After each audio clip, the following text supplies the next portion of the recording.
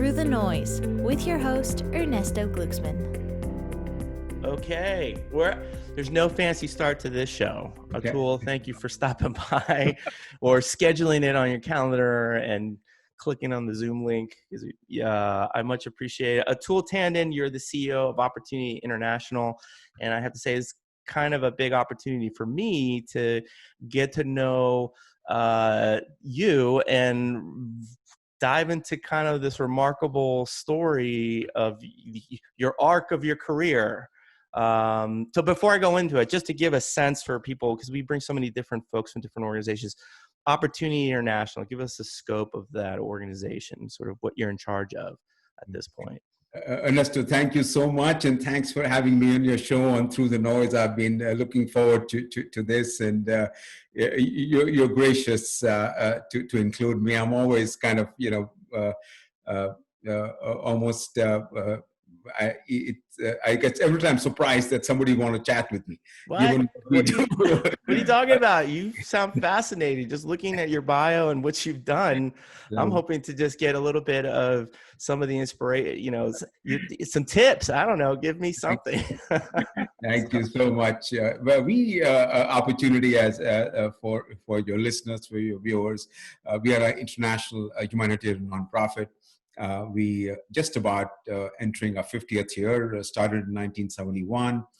And we principally work, Ernesto, with the poor families in the developing world, 24 countries now, up to 17 million households, who we make sure they have the financial resources, the training and the support they need to get jobs or to start their own jobs, to start small businesses, earn a living, have an income, be able to not only meet ends meet, but to be able to send their kids to school and lead a better life.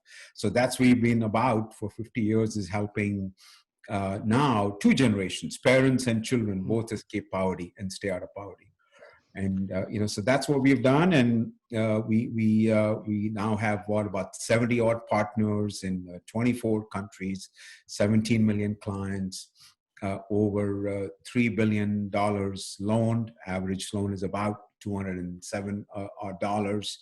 And about 12 million depositors, clients who deposit their savings and manage them. $44 is the average life savings of these families. So it tells you who they are. Some of the poorest people on the planet. And we now help educate about 4 million of their children in 14,000 schools. So you're right. It's a large operation.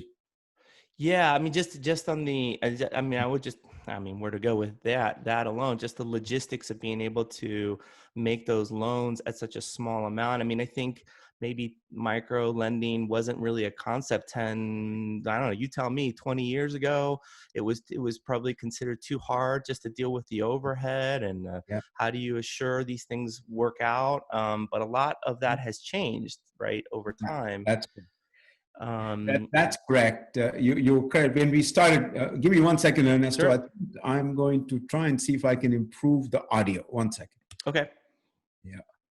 Can you hear me okay? We'll make I can hear you. Can you hear me is the question. Yes, I can hear you fine. You sound great. Okay, great. Yeah. Jennifer, I think I just kind of fiddled with this new microphone that you sent me.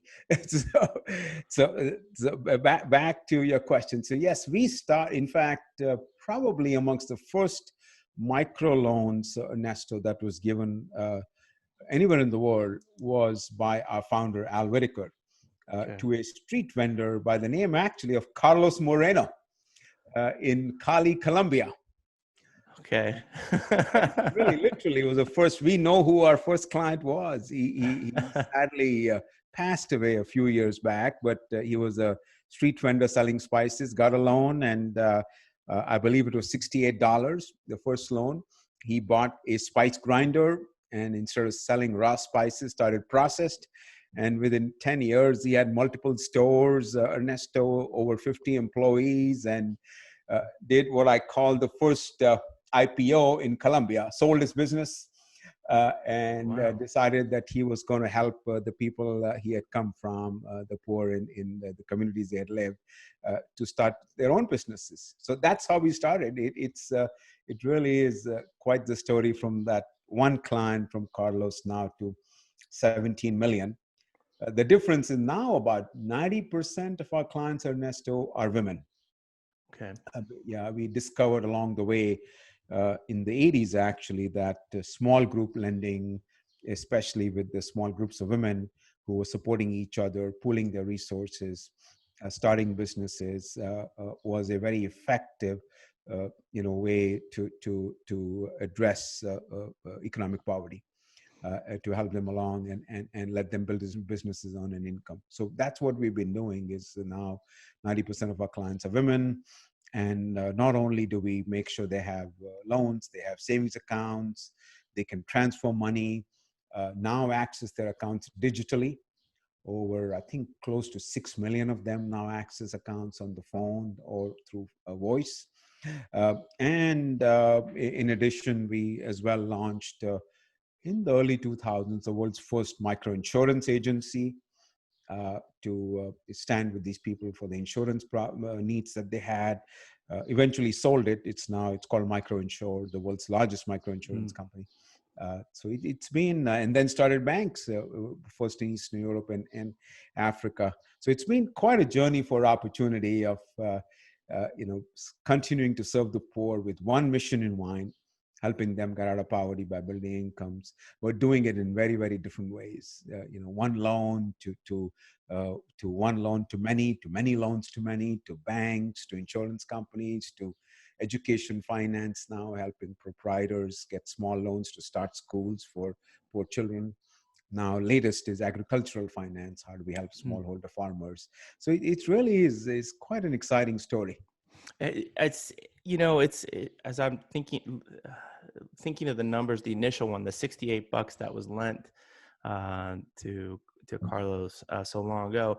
I mean, it's really easy to get lost in the bubble of whatever world you're in. It's and the dollar amounts are relative to your own experience, but you really have to travel to realize, wow, like what I could actually do with $100, $50, $25 in some other parts of the world could like substantially change somebody's life, and you're just wondering, well, why aren't we that sounds like that's the best place to give money to, or invest in, and try to make some, alleviate some of the pressure that exists just trying to survive in this world, right? I would agree with you, Ernesto. Absolutely, I'd agree with you. I think this is giving people a hand up is what we've discovered is much, much more effective than giving them a handout, right? Because that's what we do. We give them a hand up. Let's make sure you have the financial resources. Let's make sure you get the skills that you need to run to run businesses. Actually, in many cases, to read and write, many of them are illiterate. And then that you have a support network. And in that process, you're setting up your own business, you're standing in the marketplace, you're buying and you're selling, whatever you're doing. You might have a small farm. I think that's where it's most effective form of charity, because you ask yourself the question, why don't they get these resources in the first place? Well, most of them live in very poor economies where the governments don't have the resources, if you will. Two is they live in difficult places which are hard to get to, right? And so as a result, they get left out for any number of reasons. And once you're left out, you probably, in most places in the world, stay left out. And that's been our own experience close to home, but definitely what we have seen around the world. So I think that's where opportunity and organizations like ours step in to go that extra mile. We call it the last mile delivery. Right, we show up at the coalface, if you will, for that last mile, and we are only able to do that because there are people who want to walk with us, our donors and our supporters. So yes, it is the beauty of giving to opportunity to a microfinance organization is the money that you give today goes to work and stays at work. So remember, I told you about the $3 billion portfolio, right? Mm-hmm. Now, we didn't raise $3 billion last year, right? You didn't. What we actually raised last year around the world collectively would be about $40 million. So how did that $3 billion happen, right? And so that's the beauty of both. our donors have been giving for 50 years, and we've been investing that money into loans, into running our own operations, into starting up new ways of doing things. But much of that money that goes into loans stays there. And then what we actually do is to invest that with our partners in setting up, banks and other lending institutions. So it stays there. And then we multiply that by borrowing locally, right? Because we now have an effective way to actually run a financial institution. You So put the your money you're gets putting the multiplied. capital, you put the capital together, and then you're Yeah. able to take a loan in the local community to then To invest. then, yeah, exactly. So we get large amounts of funds available, and then we break them down into very small, and then we work with these individuals either in small groups or many cases actually individually as well now. But it was, so let me dive into like the experience of being the customer at that Yeah, point. sure. You have a small little stand and maybe in Nicaragua or some place where it's just been very difficult to get out of your socioeconomic environment, and you walk into with one of your partners, and what is it about the difference then to applying for a grant, something you wouldn't have to pay back, but then maybe getting a loan? I mean, is it the rigor of like, okay, if you commit to this, you got to get this back. You got to really work you got to invest it into the business and make it happen. Let me see your business plan. All of those things come into play. Is that why it You were works? right on there. I think I'm going to recruit you to be my, I'm in. Yes. So get yourself a ticket, and we're going to get you to where you want to go. So you are right on there. That's exactly what happens. Is that next to everybody, every human being has dignity. If we want to live a life of dignity, we don't simply want somebody to hand things out to us. We also have tremendous hope and ambition, right? What we don't have is opportunity, right? Someone once said that intellectual capacity is distributed up evenly in the world, but opportunity is not. So we give them that opportunity, our clients, with a small loan. But giving the loan, you're right, from the first loan we gave, the reason we gave the loan, our founder Al Whitaker, and not a grant, was because, yes, the loan does come with strings attached. The strings are, well, you're going to have a business plan. You know what? We are actually going to visit with you and sit down and see how business is doing, because we want to make sure you're running it well, so you can, not only feed your family but pay us back as well, that you're actually managing life and the business well. And we're going to walk with you for the long time. So that discipline of having a plan, and then the expectation now, okay, I have to work with my quote unquote banker, my microfinance consultant, who's going to help me build the plan, who's now going to help me get the skills that I need, the training I need to run this. And in most cases, actually, I'm not going to do this alone, but with a group of like-minded sisters who are all doing this together. One might be having a seamstress, the other might be having a small home-based creche. Somebody else might be running, the fancy word would be a beauty salon, but yeah, in a urban neighborhood. So those kind of things, but we're all in this together. I think that discipline, that dignity, the pride, and then the expectation from the community, all of them play a great role.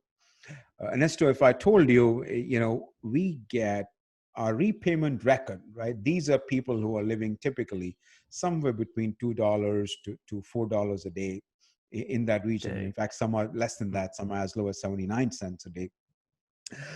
And they really are, in fact, first in many generations that have seen any money in their families. Would they repay loans? Most people would say, no, I don't think so. Why would the poor repay the loan? What's the consequence, right, if they didn't repay? Turns out 98% pay their loans back on time. In many cases every week, but now mostly every month. And I believe they do that because they are in community with each other, walking, have the discipline, want to succeed, want to do well in life, and don't want to lose the opportunity that they have. So it really is quite the story of human enterprise and dignity, commitment, persistence. I mean, I could tell you a number of stories, but I should mention one in particular. One of my most favorite people. I've got, she's now become a family friend. Linda the baker, is how I talk about her. So Linda is literally, that's what she is. She runs a bakery in Ghana, in Accra, Ghana. That's the capital city of Ghana. And when she was, a young lady, mother of two actually young daughters, and so when she was uh,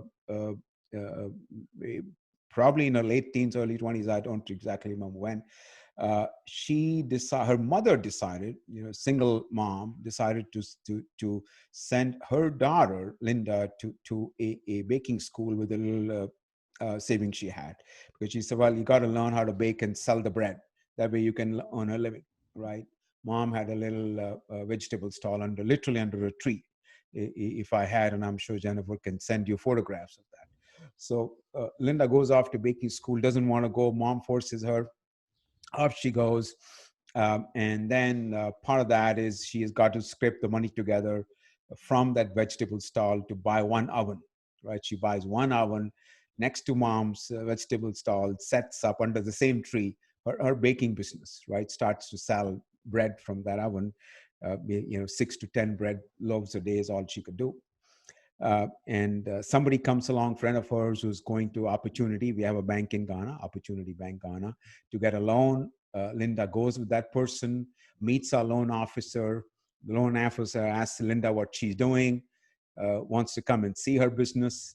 And after the visit, turns around and says, I think you need a loan. You should grow this. And Linda has the courage. First, she couldn't believe anybody would give her a loan. When she got over that shock, she got the loan, and she got it to buy, a couple more ovens, right?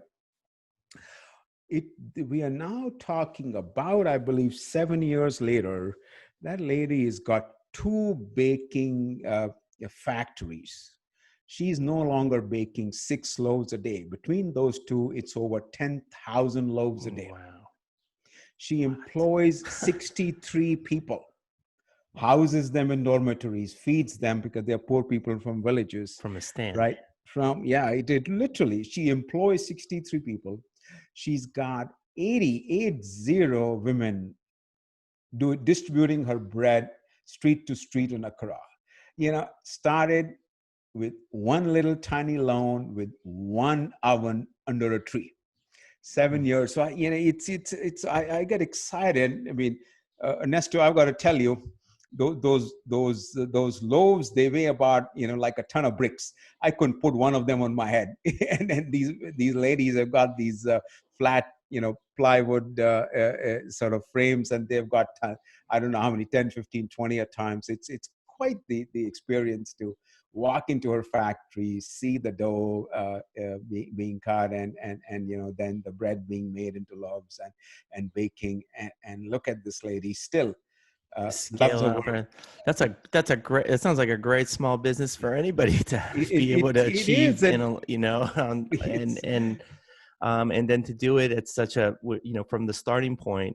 And I guess that's probably what drives you, Atul. I mean, I had listened to other interviews with you, and you just sound like you have a lot of energy. I mean, can we step back into your life? Because I mean, you've got experience in the banking world. That's been very, you could have stayed there for a long time, and then you shifted into the nonprofit world for a good while. You've been a member of many boards. Like where did this kind of start for you? Like why in the banking side? Why finance?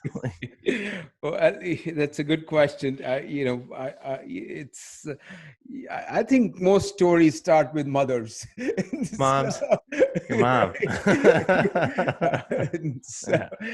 My story probably starts with my mother as well. I was born into what you probably typically call small beginnings in India. I grew up in India. right? The Where? I was born in Delhi, but then grew up in many different places in India, Western India, and across the Eastern India. And when I was a little kid, we didn't have much resources, our family, and it was my mother who really understood, if you will, the power of education. She wanted to make sure that her kids got to, my brother and I got well educated and went through extreme pain and sacrifice to make sure we got that education. And, Nesto, I still remember every year my mom would, sorry if I choke up, uh, uh, the one gift she gave me at the beginning of the school year was a box of number 2 yellow lead pencils. It was the same gift I started getting when I was in elementary school through high school.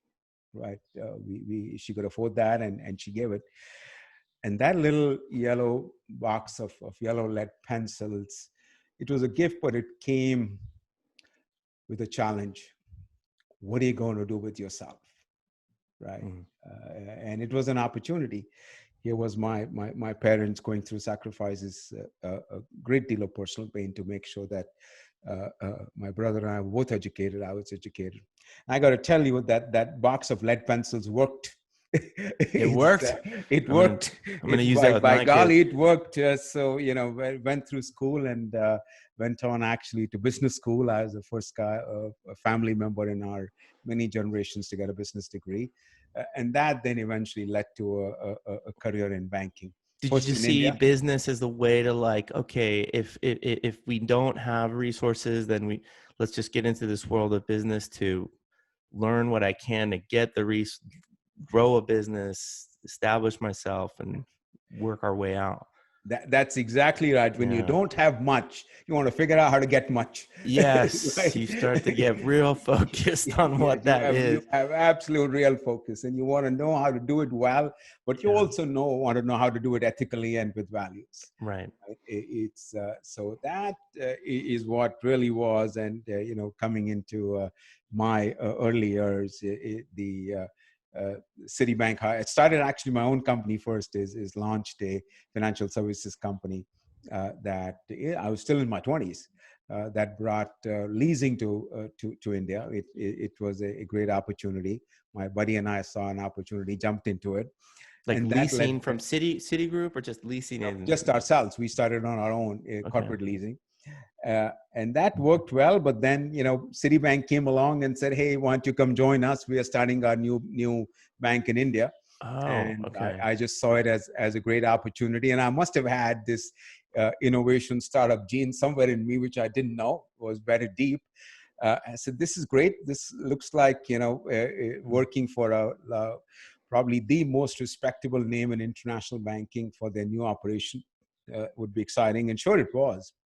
I started with the city in India. We did everything from brought ATMs to India, to brought consumer loans, to credit cards, mortgages, auto loans, introduced really, Ernesto, the first 1-800 number in India, the first ever, Oh, really? was Did you three guys? ladies in the cubicle next to mine. So it really was. It was It quite does start. astounding in one small group, the amount of innovation. Great, terrific set of people, and I have to say they invested a lot in me, in training me, equipping me to become the person I am, and even then brought me to the U.S.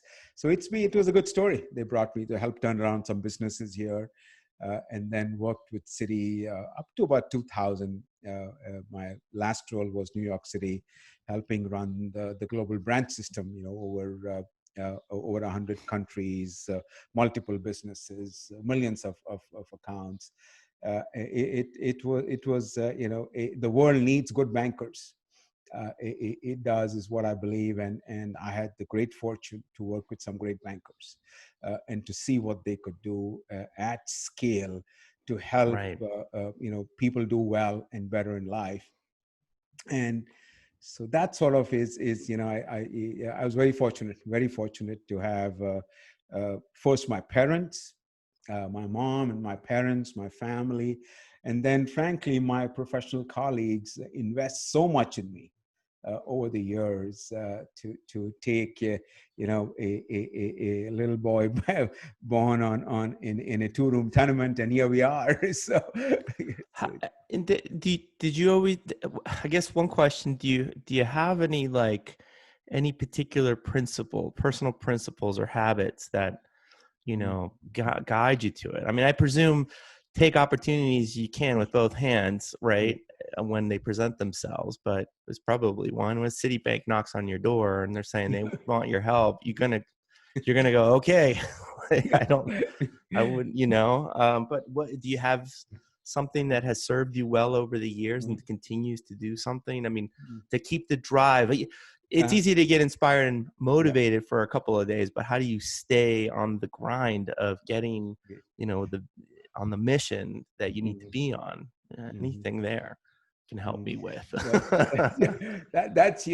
Those great questions, Ernesto. Great questions. I asked too many all at once. Sorry. Just throw them all not at at you. all. Not at all. I think what keeps you there is one. I'd give you a few things. One, I think in all of us, every human being, we want to contribute where we are, right, with the gifts we have. So I think really for me, the first order of business is to know what gifts we have, what I have, right? And as I understand myself and the gifts I have, how and where can I contribute that gives me the deepest joy is what I ask myself. And I have to say, I started asking myself late in life in my in my middle years, and I was turning 40. Which is actually what brought me into the world of humanitarian development, serving the poor. But that really is the first question that what are the gifts I have? Every one of us has got some unique gifts. And where do I find most joy in applying them, and how? And I think when you ask the second question, I would say there are two key things to look for is when you look for the context of what will bring you joy, deep satisfaction. One, look for great causes, great organizations that have worked well over a period of time, and even more so, look for great leaders to work with, right? And if you can find that combination of great leaders who are running great teams that you want to be part of in that area that brings you great joy and satisfaction, I believe that frankly is the recipe for long-term success. That's what you'll learn from somebody who's just a little further along the journey, and you can pick up on what they do to inspire you, right? That's kind of part of that process. Exactly right. And then you have a group of people that you like to work with. So by golly, you are going to not only do your best, but keep pushing yourself. I think that's where the magic happens. I really think, and I bet you if we went back to the annals of history, whether it's great entrepreneurs like Steve Jobs, or if you go back to the great battles that have been fought and the great generals, you will find the same thing. Right. It's kind of fundamental to just team building, team concepts. I guess leadership that presents itself in a self-sacrificing way, right? Like filling in the gaps for a team is a good way to lead. Doing the stuff that nobody else wants to do sometimes. You're right, Ernesto. I think loving others has to come before leading others. Right? If we can love others and then we lead, I think our leadership is going to be much more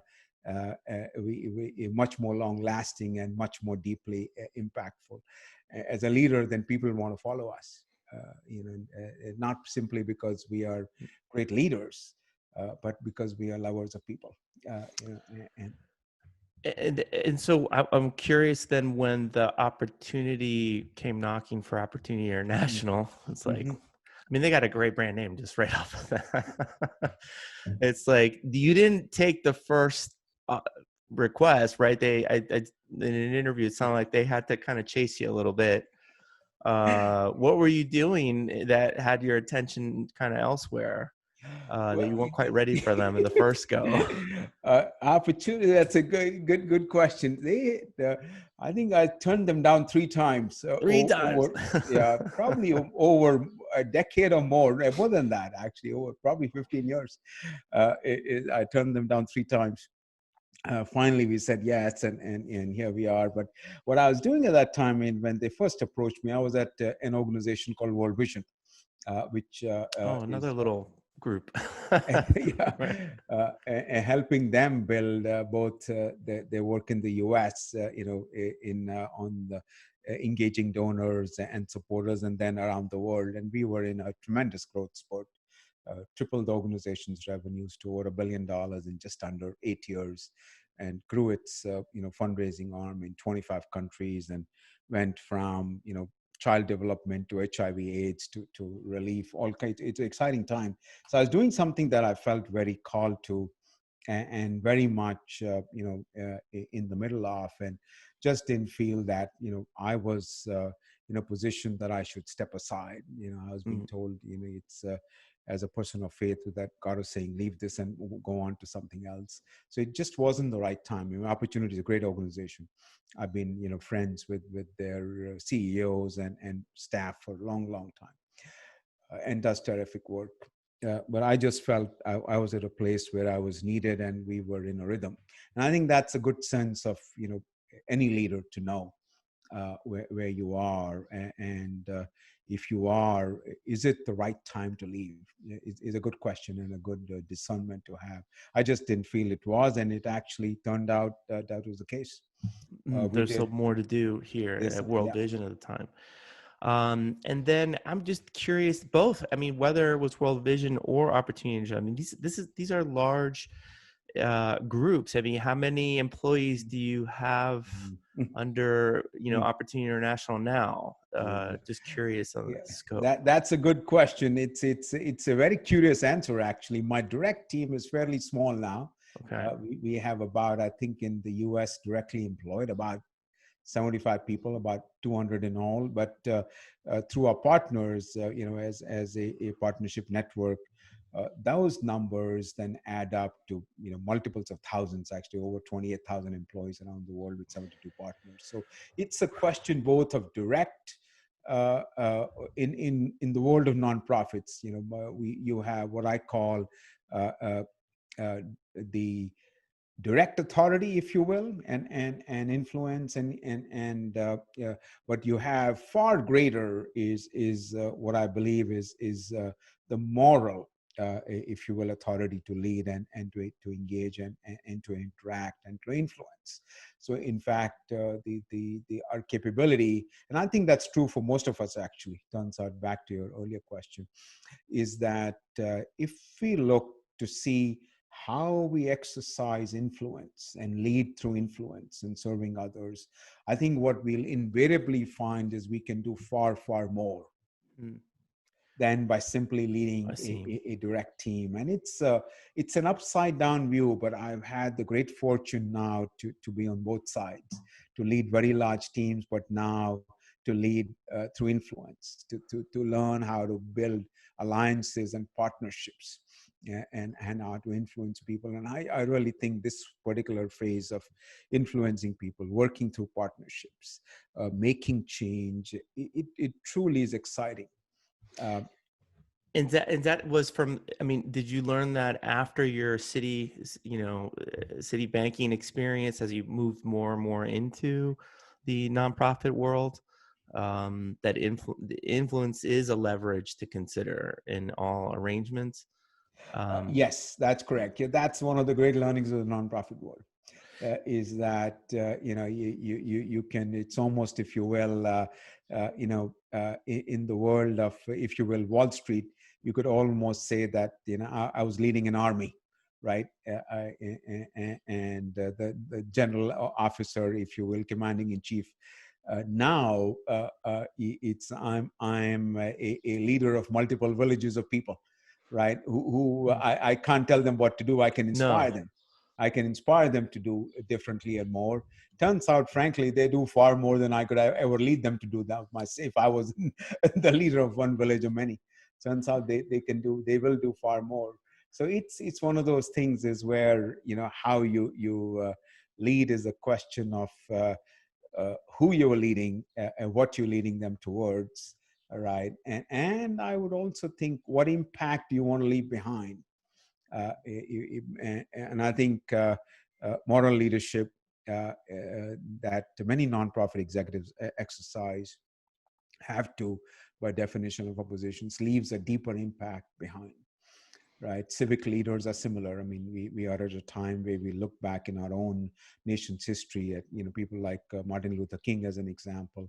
Well, he's long gone, but his work carries on in many ways. My country, my home country, Gandhi, a great leader, helped us get independence from colonial rule, and peacefully. He's long gone.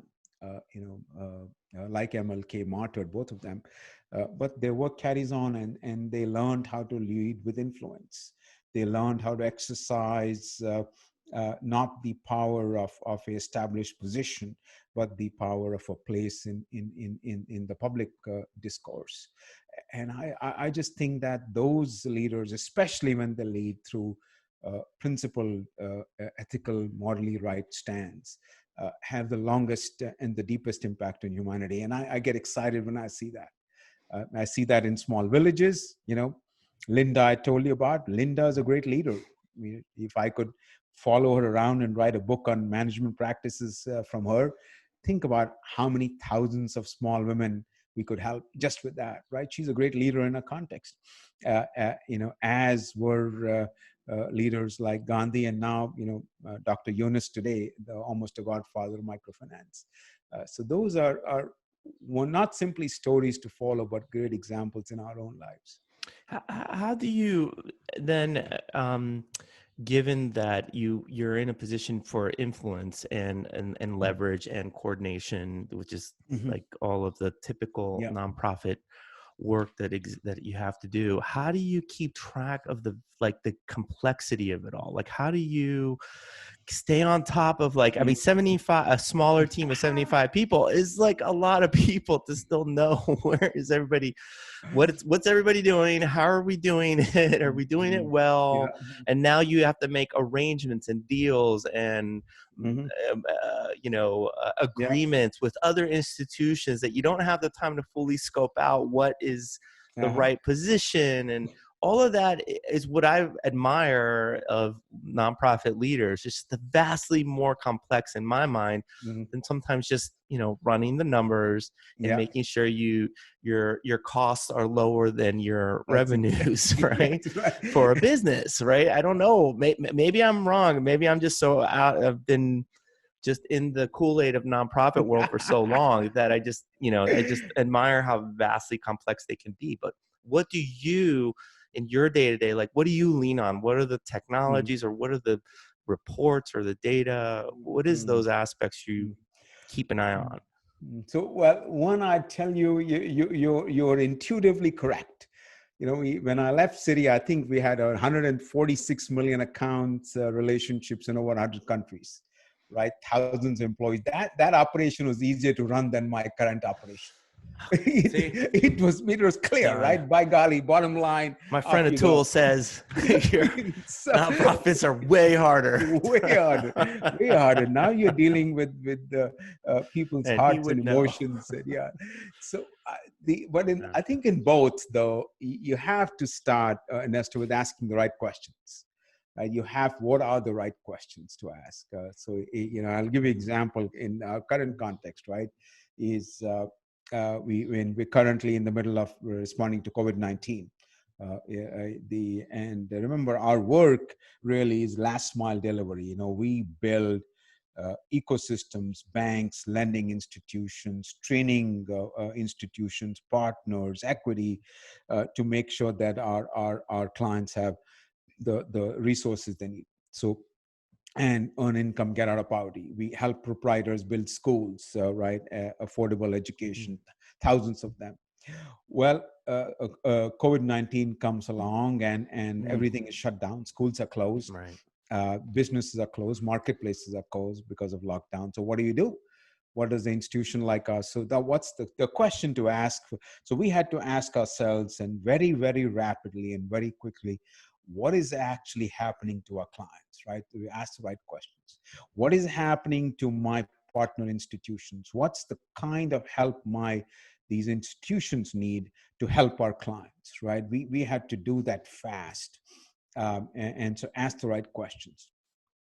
When you ask the right questions, make sure that they're backed up with the right data, right? And in the case of COVID-19, I'll tell you up front is that in the first week, as we were asking the right questions, I know we started asking right away without even being checking from anybody from headquarters. Our field guys are asking the right questions, they're reacting and responding.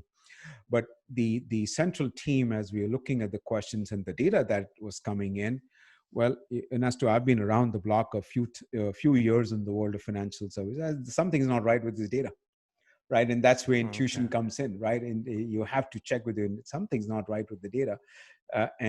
So we went back and checked, and we figured out that it was a small sample size, and we needed to expand that. So we did that.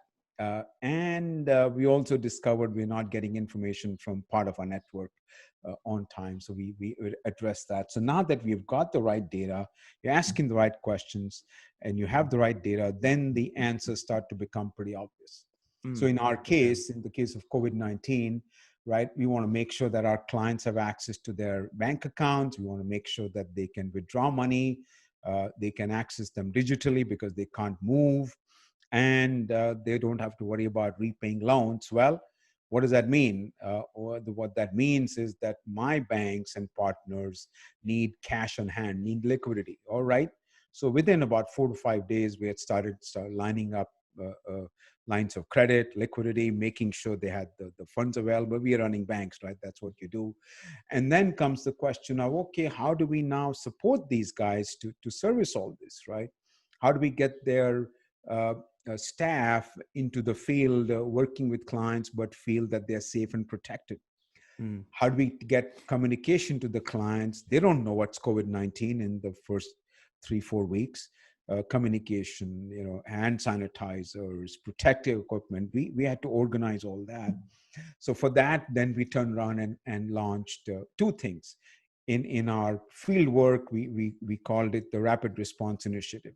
What we figured out very quickly was that the same system that does last mile delivery, Ernesto, is also the first responder, right? It could serve as a first responder.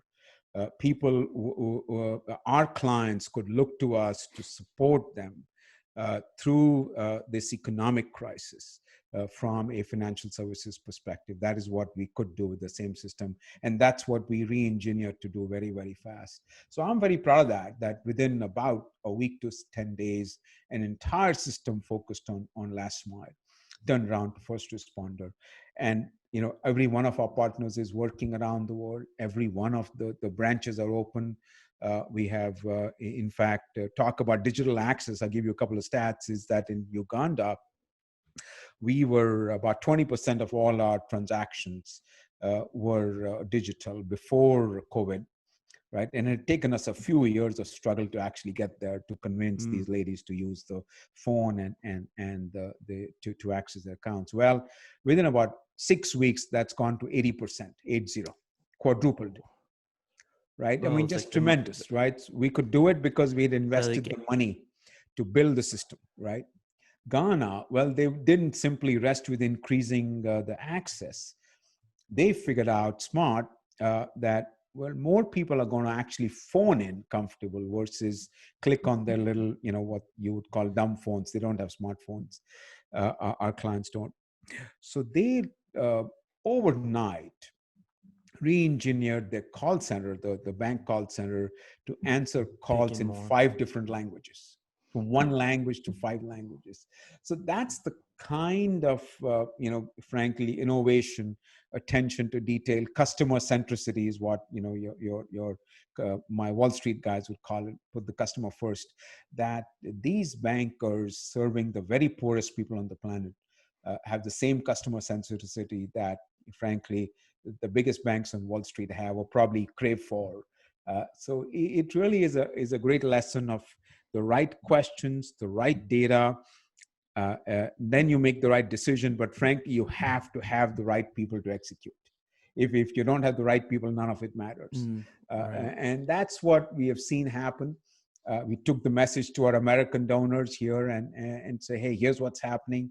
Stand with us. I got to tell you that even in the middle of their own pandemic, That's and impacted everybody, right? people are just standing up and saying, by golly, to your point earlier, I want to help these people at the who are at the end of the line, who have no help at all. And if they don't get help, the kids are going hungry. And literally that's what's happening today. Is millions of children and parents going to bed hungry because of World Bank saying that we as many as 200 more million people could be pushed into extreme poverty as a result of the pandemic. I mean, 200 it's million. catastrophic. Over 200. It's just catastrophic. Catastrophic, the impact. It's somewhere about we talk about numbers. I mean, Linda the baker I told you about, right? And she had beginning of the pandemic, she had I think about 80, 83, if 63 staff members. She's now down to 17 because movements are stopped. She can't sell her. And the 80 women who were her distributors, she was till recently, in fact, now also limited to only having 5 a day by local regulations. The other 75, Linda is supporting giving them daily bread, even though they can't buy the bread and sell the bread. She said, none of my sisters going to go hungry. I want to stand with them. I am my sister's keeper. So Ernesto, I got to tell you, if that doesn't inspire, that's what inspires me to get up and by golly, I want to see more Lindas in this world, Ernesto. I want to see more Linda. I bet you do too. But that's the human spirit. Yeah. That everybody's thinking, no one's experienced a pandemic, global pandemic, right? So we're all sort of winging it together, but right. in some ways, and it's very easy to just get focused in on like, oh, I'm stuck in my apartment, or I'm stuck in, here in Western side of the world. But it's good to hear this type of these stories from other places where it's like you're not the only one. It's everybody, and everybody needs a hand and a break and to take care of each other. And I'm inspired just to hear that there are people like you guys doing this type of work, right? Because like I wouldn't even know where to begin if I wanted to do this type of work, right? Like I'm just glad there are people like you there doing it. Are you like when you look at the scale of the challenges, like slipping back for 200 million people in the world? I mean, that it's just kind of a call to I don't know what, but does that keep you up at night to think about like the progress you've made in your own career and the part of what you've been able to help with that we might slip back for so much of it? I can what are your thoughts on that? It's in one way, it is heartbreaking to see individual lives, so many people who invested so much in building up their own families, getting their kids to go to school, to get just a tremendous setback. There's no question, it's very heartbreaking. And for us, all of us who've been in this journey, we've actually humanity's made great progress, Ernesto, in the last few decades, tackling extreme poverty. It's one of the greatest stories. When in 1990, about 1 in 3 human beings, 36% of the world's population, lived on less than $1 a day. Right. You fast forward now to about 2017, that number is now down to less than 1 in 10. Right, some less than 10% of the world's population is now living on what the new number, less than $2 a day, extreme poverty. But that is tremendous progress. So what gives me hope actually in all this, and what keeps me up at night is the Lindas of the world. I know we will tackle this. And I know because there is now more of us, people like yourself, your listeners, your viewers, and people like them around the world who are determined to say, by golly, we want to see our neighbors do well. We want to do well ourselves. We want our neighbors to do well. We are stronger together. And we have, the technological means and the financial means to the world is a much more resource place, financially, technologically, but most importantly, from the human spirit. We want to stand with each other. We want to work together. I have great hope in that. Is I believe that we will tackle the pandemic, and that we will all, a few years from now, come out looking stronger. We'll get this to, and like the, and I can only rest as I look at my own, our own experience and opportunity. And I told you about, our bank in Ghana. I mean, going from 20% of the transactions to 80% of the transactions, the bank in and guess what happened? And a real stats here is that we were thinking that our banks will start to see a deposits flow out, money flow out, people leave because they don't have jobs, they don't have money, businesses, they need to survive. So as a result, the banks will suffer. Guess what happened? It's exactly the opposite. Our number of depositors has gone up, and our deposits have gone up. It's exactly the opposite. I'm an experienced banker. I've been doing this for 40 years, right? So what I thought would happen is money will flow out because that's the logical thing to do. Exactly the opposite happened. Is actually. What do you attribute that? What do you think? It is, in hindsight, you can say, well, Atul, you should have thought about it. Is if you run a good bank, people are going to know about it, and flight to safety, right? So people, here is a bank which really is serving the poor. It's its mission, its sole purpose. It does it well. Better products, better management. Help me out. I'm not going to run out on this. I'm not going to run out. In fact, I'm going to bring my friends here to say, these guys are going to stand with you. Right. So as a result, we've seen that, and and that's what gives me hope. That story, that fact is what gives me hope. Is we stay focused on not only who we are called to this, to help each other, but do it effectively and smartly. Stay committed, do it with principles and values, and do it with great people, great teams, but do it well. We will find the world does find a way to our door, right? And everybody prospers. Everybody. Yeah. Not to diminish the suffering that's going on now, but there's always, like my mother, I go back to our moms. My mother always reminded me, there's always a silver lining to every crisis. There's always a good, positive outcome from everything that you have to suffer through.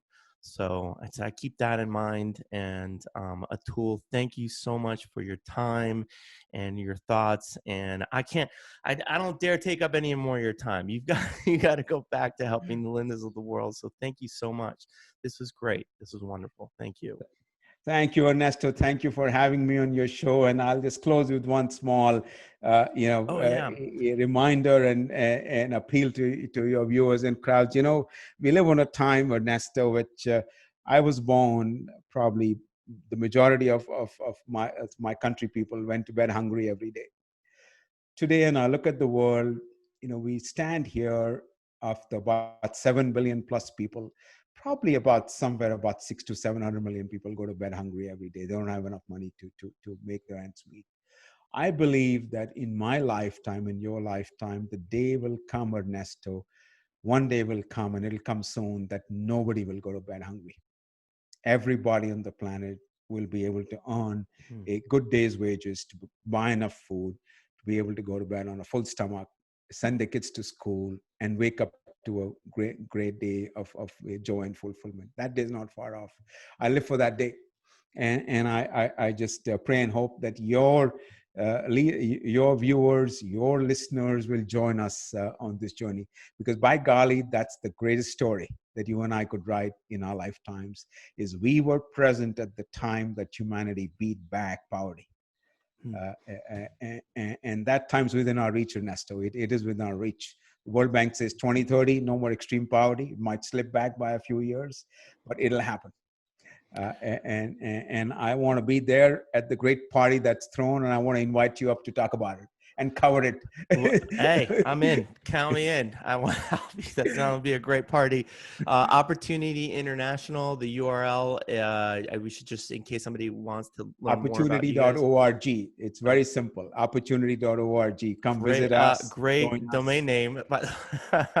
Opportunity.org. Thank you so much, and check out what they're doing. And if you can contribute, please do.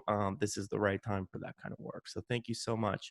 Thank you guys for listening, and thank you, Atul, for spending the time here. Thank you so much. Be safe. Stay calm. Carry on. That's right. Okay. Take care. Bye-bye. For more episodes of Through the Noise, go to throughthenoise.us.